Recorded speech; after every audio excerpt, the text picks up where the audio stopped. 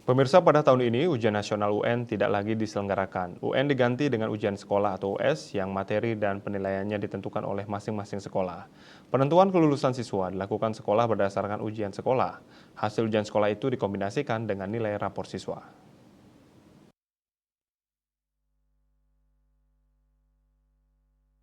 Iwayan Sasragunade yang berprofesi sebagai guru menjelaskan salah satu polutan di ruang media sosial yang Kepala Distikpora Kota Denpasar Ana Agung Gede Wiratama Senin 25 Maret mengatakan penentuan kelulusan ditentukan oleh masing-masing untuk tahun ini.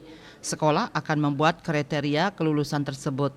Namun secara umum selain ujian sekolah untuk SD menggunakan nilai rapot kelas 4 semester 1 dan 2, kelas 5 semester 1 dan 2, dan kelas 6 semester 1. Sedangkan untuk SMP menggunakan nilai rapot kelas 7 semester 1 dan 2, kelas 8 semester 1 dan 2, dan kelas 9 semester 1. Sedangkan soal ujian sekolah dibuat oleh masing-masing sekolah. Soal ujian sekolah satu akan berbeda dengan sekolah lainnya. Hal ini dikarenakan sekolah tersebutlah yang tahu kondisi siswa dan pembelajaran yang dilakukan. Pelaksanaan ujian sekolah ini mencakup semua pelajaran yang diberikan di sekolah. Tak hanya pelajaran teori namun juga pelajaran yang bersifat praktik ikut diujikan dalam ujian sekolah.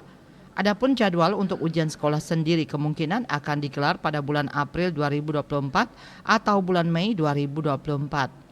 Sementara untuk Distikpora Denpasar akan bertugas melakukan monitoring pelaksanaan.